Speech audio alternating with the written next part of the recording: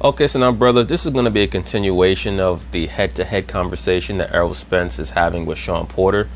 Of course, the conversation now has been transplanted to the studio show that the PBC has for their boxers to showcase their oncoming fights. So let's see what they have to say. Very warm welcome, everyone, back into Inside PBC Boxing. 6 days now separating Errol Spence Jr. and Shawn Porter from the first welterweight unification bout to ever take place in Los Angeles. Before they make history, they join us now with Shawn in studio, Errol in Dallas. Good to see you both. Thank you both for taking the time. Appreciate it. Errol Spence always looked like he just woke up. Like, there's nothing that can ruffle this man's feathers. Let's get right to it. Both of you have been talking a lot of trash in the build-up to this one, including this week when, Shawn, you said that Errol has become arrogant. What changes have you seen in Errol? I don't think that Errol Spence is arrogant. I just believe that he knows what Shawn Porter can't do. He knows what Shawn Porter can do, and he knows what his tactics are going to be. Shawn has been constantly trying to convince people that he's Floyd Mayweather. I have plan A through Z. Brother, please. Your arms are not long enough to out-jab Errol, so you're going to have to try to get inside some type of way. You're going to do those little foot fakes and head fakes, acting like you're Barry Sanders in the boxing ring. You're going to dive in, lead with your chin, and Errol's going to try to count on you doing that so that he can step back and hit you with a left uppercut. Something along those lines. Y'all heard me say that? I honestly know, I think that Errol is feeling himself, you know, as, you know, when you're dominant, when you are, you know, the guy who's a champion right now, you know, I get how that could happen, but... Yeah, the brother's feeling himself, but your daddy's feeling him too. Time to calm down, baby. Anything wrong with feeling yourself, Errol? I have to give Shawn Porter credit. His suit actually looks decent this time, unlike that outlandish pimp on welfare line of clothing that he normally wears. It has nothing to do with feeling myself. I've been feeling myself since my career started, because, you know, I've been saying that, you know, I could beat all the guys, top guys in the division, so... He's been saying that since 2013. You know, it's not just that I'm arrogant, just now that they're hearing me because I'm at the top of the mountain. So, you know, all the arrogant stuff that I go out the door, I've been training hard, I'm fully focused, and I'm ready to fight. So it doesn't matter if you're arrogant or not, as long as you're training hard, as long as you're focused, you listen to your coach, and I'm doing everything possible to ensure me a victory. And it's not arrogance, it's just belief. That's all it is. Mm-hmm. Errol, how you doing? Let me ask you. Abner Myers, he needs to lay off the hamburgers, the potato chips, the tacos, whatever the hell he's eating, man. Because this guy's about 5'4". I believe he fights at featherweight, and he looks to be at least 165 pounds. He told Shawn to his face that you would knock him out. Now, we know that Shawn's never been knocked out. Would it be a letdown if it doesn't happen? A little bit. It'll be a little bit of a letdown. I think that Errol's going to realize somewhere around round 7 or 8, especially if Shawn is not showing any signs of debilitation, that it's probably going to be best for him to fight a safe fight. And those are things that fighters realize as they're consistently engaging in combat with championship level fighters. You can't knock everybody out. Even though Floyd Mayweather gained the reputation as being quote-unquote feather-fisted later in his career, people didn't understand that he weighed in at 146 pounds, and on fight night he was 149, going against fighters who normally weighed about 162 to 165 on fight night. You're not going to KO those guys if you're not a one-punch knockout fighter. Even Errol Spence is going to come to find that it's going to be very difficult for him to stop these top-level fighters who normally know how to survive. Now, when it comes to Shawn Porter, it's going to be very interesting, because Shawn is not a guy who's known for quote-unquote running in the ring. If Errol can get Shawn Porter to try to fight going backwards, that's going to be a major sign that Shawn is hurt. You know, it's something that I really want. I really want to be the first person to stop Shawn Porter. You know, he want to be the first person to stop me too. So, you know, I think it's in the back of both our minds. I'm not going to go out my way or look sloppy or, you know, try to do something extra just to get the knockout. You know, if it happens, it happens. But, you know, hopefully I get it come Saturday night. Errol. Look for Errol to try to go to Shawn's body early in the fight. Shawn and his camp know that they're going to try to get to Errol's body as well. That's why whichever fighter has the better footwork is going to determine who's going to establish the tone of the fight early on. Because I'm sure that Errol knows and his camp knows that Shawn's only hope is to get in on the inside. He has very short arms, He doesn't have a great jab. He tries to throw that triple jab by stepping in and stomping his feet. All Errol has to do is take a step back and a step to the right, try to catch Shawn off balance with his chin over his feet, catch him with a counter, or just hold him and reset. And it shouldn't be that difficult. Now, there are going to be moments where Shawn has Errol on the ropes. We'll see if Errol is able to switch positions and put Shawn on the ropes. If he's able to do that and hammer him to the body, he might be able to get the stoppage. You didn't knock out Mikey Garcia. What makes you think you can knock out Shawn? Hell of a question. Keep throwing. That was a jab. Mikey Garcia is not a come-forward fighter like Shawn. I believe that Errol knows that Shawn understands that his only chance of winning this fight, especially since he's not the A fighter, is to be as aggressive as possible. Shawn is not going to defeat Errol by outboxing him or engaging in a counter-punching match. It's just not going to work that way. He's going to have to get reckless at certain points in the fight, which is going to force Errol to be aggressive in turn. I also believe that Errol is going to fight him with no kid gloves on. I think that he fought Mikey Garcia with kid gloves on. I believe that he was told by someone higher up, maybe Al Heyman or one of his cronies, look, go out there and defeat Mikey. If you can preserve him. If he steps it up and he proves to be a bigger threat than we or you think he's going to be, then of course you have to open up on him. But try to see if you can make him last all 12 rounds so that we can repackage him for future fights. Someone like a Shawn Porter is very dangerous. You can't play with him. And the last time that Errol Spence was in the ring with a real welterweight who was dangerous, it was Kell Brook, and he was extremely aggressive, throwing hard shots from round 1 all the way through the finish. So I think that Shawn is going to be the recipient of a lot of hard shots that he's never really felt before. He thinks that he's been in the ring with hard punchers, and he has. Keith Thurman, Danny Garcia, Ugas, Kell Brook. But I think that Errol's power is on a whole other level.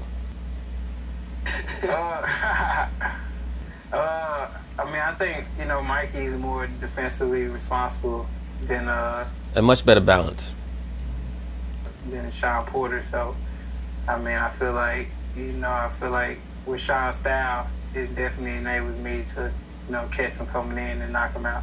Absolutely.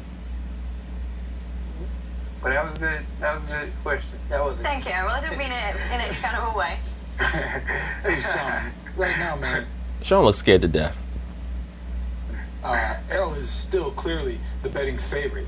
Are you surprised that you're the underdog going into this fight? And No. how do you feel about it? Not at all. I'm not surprised that I'm the underdog. This is where I come from. You should be the underdog. Every top-level welterweight fighter that you fought, you've lost to. And there's no disrespect. I consider Danny Garcia to be a top-level welterweight fighter, as well as Shawn Porter. But there are levels. Keith Thurman is about a half level above both of those fighters, and the proof is that Keith Thurman beat both of those fighters. Errol Spence is a whole level above Keith Thurman. Collar, baby, and you know exactly what that means. We have to work for everything we get, and all the way up until now, I've had to work for everything that I've gotten. So it doesn't surprise me at all to be an underdog. Again, he's 25-0. He's young. He's, everybody looks at him like he's being avoided and things like that. So, And he was. when it comes to this, I think that the betting odds are looking at it statistically more so than what could really happen in the fight. And so, Right, but Shawn, what can really happen in the fight other than you fighting dirty, trying to headbutt him to open up a cut or a gash, or hoping that you can get in on the inside and pound him to the body, hopefully break a rib, or throw an elbow to try to break one of his ribs? me, I'm just out there to prove everybody wrong now. There have been a lot of great welterweight unification bouts that we've seen through the years. Errol, is this going to be more Mayweather-Pacquiao or more Leonard Hearns? Well, it better be more Leonard Hearns because both of these fighters are in their prime. I think it could be more of a Leonard Hearns. I think Leonard Hearns, by the way, to this day, is arguably, well, I shouldn't say arguably because I'm talking about myself. It's the greatest pure fight that I've ever seen. When you look at the class of both fighters, the skill level, the fact that they both were extremely young and champions at the time, so that means that they were both in their prime, because that's what your prime is. Your prime is when you're fighting at your best. It's not really about your age, it's about when you're fighting at your best.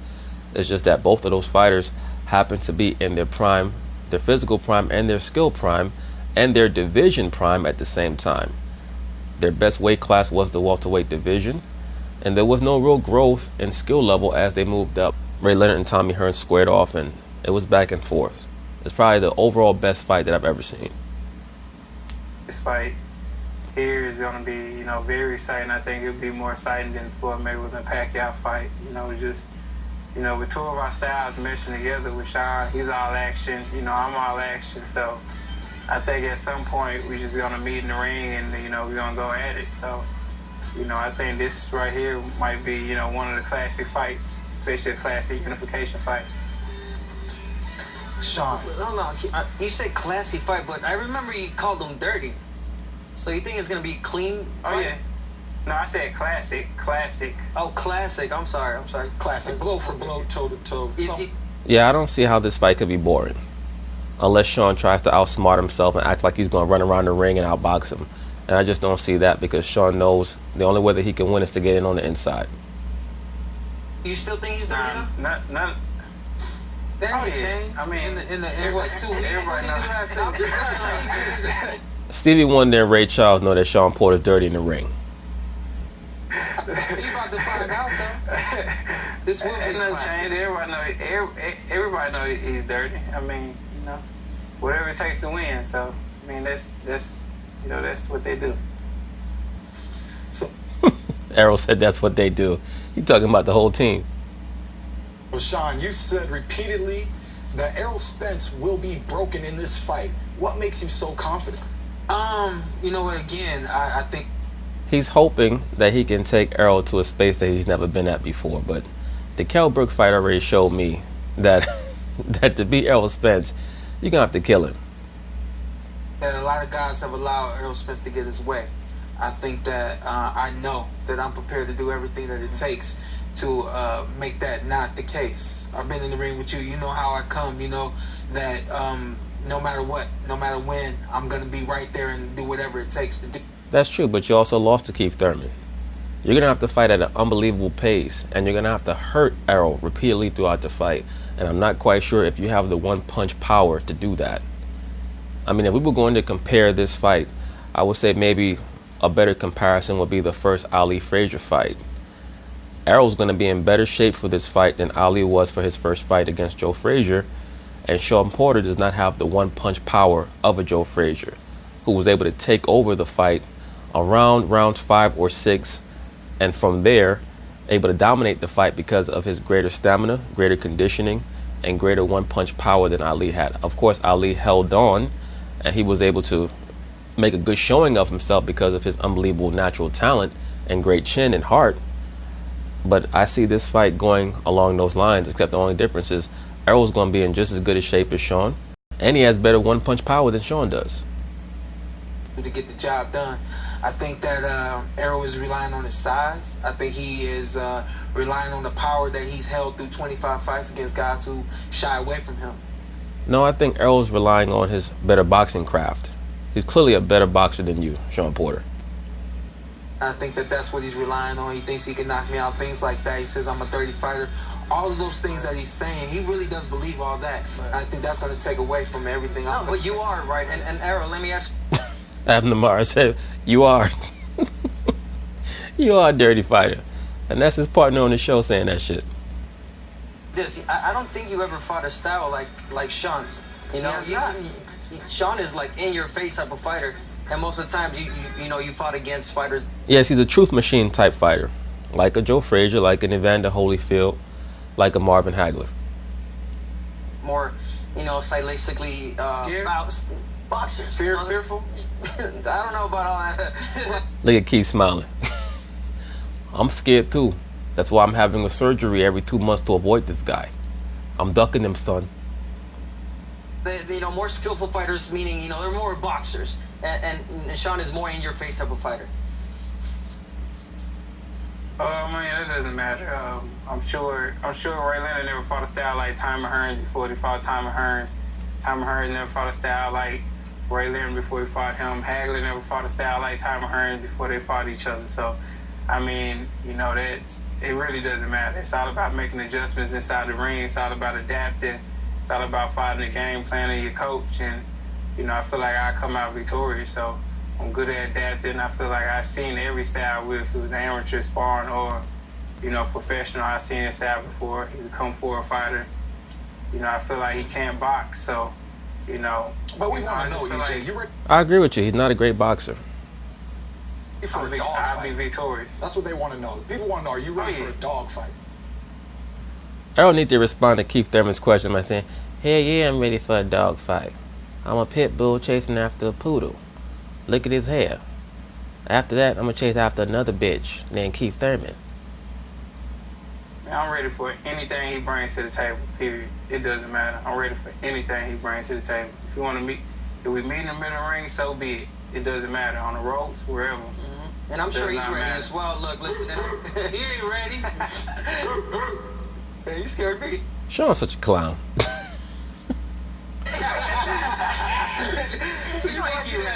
You think you're ready. You're supposed to be ready. How do you feel about that when Errol writes off your skills? It's okay. It's okay. It's only a matter of time. You say what? Anything he's written off, he's about to find out.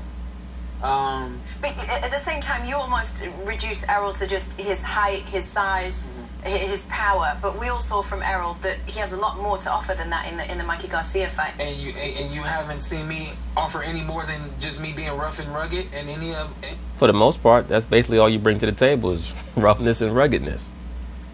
Of my fights, you've seen it all from me, but you've seen one style a little bit more than you've seen the rest of it. I think here's the thing: when Errol Spence chose to box with Mikey, nobody expected him to be able to box Mikey, and when he did that, he opened everyone's eyes. He certainly opened mine, because I thought he was someone who was rather mechanical. Of course, he was very, very tight with his overall boxing craft, but he never showed me much head movement. I guess because he never had much respect for his opponents until Mikey Garcia. And then he showed all the things that he could do, the wrinkles in his overall style. So, kudos to him. And with me, it's like, I've been an aggressive fighter. It didn't open everybody. Everybody knows from my amateur background, the majority of my career. Well, the people who followed you in your amateur days knew that you could do all that, Errol. That's I don't know what you're talking about. So I think that he may overlook it, he may underwrite it, or whatever the case may be. But the jab is there, the straight right hand is there, the skills are there. I have boxer's eyes. I know what I'm looking at. I know what I want to see, and I will see what I want and get it. Tell me how this one ends. Errol, you first. I'm knocking him out cold. I'm knocking him out cold. I expect the paramedic to be ringside. Help him out. Put a defibrillator right on his chest. Shawn? Showtime Shawn Porter leaves the building as the unified champion of the world. Do you care what? Shawn, stop lying. I'm going to be like Ivan Drago. If he dies, he dies. You get a knockout or not? Nope. It doesn't matter. I know beating Errol Spence will be great. I might change my nickname to the Showstopper. Will be done in I might change my nickname to the Showstopper after Saturday night. What's he say? You heard him. He said he's going to change his nickname to the Showstopper after he whoop your ass. Change his nickname to Showstopper after Saturday night. Oh, stop it. Errol That's cute. Where'd you come up with that one? Errol the Showstopper Spence. Hey. You know it come out top of the dome. You know it come out top of the dome. Look at Shawn. Shawn getting scared again. All right, guys, both of you. Shawn over there like, Daddy, help me. But anyway, once again, my prediction for this fight as of right now is Errol Spence by decision, unanimous decision. I think that he's going to hurt Shawn a few times in this fight. It wouldn't surprise me if Shawn hurts Errol, particularly early on in the bout. He's going to get desperate, especially in the middle rounds. Errol's going to start catching him with counters, pin him against the ropes, go hard to the body. Shawn's going to go into survival mode for a couple of rounds, but because he's in great shape and he's very strong and tough, mentally tough as well, he'll be able to last all 12 rounds. But Errol Spence is going to win this bout. What are the keys for Shawn Porter? The chance that he does have to win the fight is that he's going to have to get in on the inside, headbutt if need be, try to hurt Errol however he can, elbows, body shots, make the referee break them up, whatever it takes, because he's not going to be able to outbox this dude. For Errol Spence, the keys are just to be him. Watch the headbutts from Shawn Porter. He is going to try to lead with his head, throw a lot of roundhouse right hands and left hooks, hope that he can get Errol to clinch so that he can try to headbutt him, especially from under his chin, things like that. As long as he stays within his game plan, he should win this fight. But anyway, and when I say he should win this fight, I'm talking about Errol. But anyway, peace.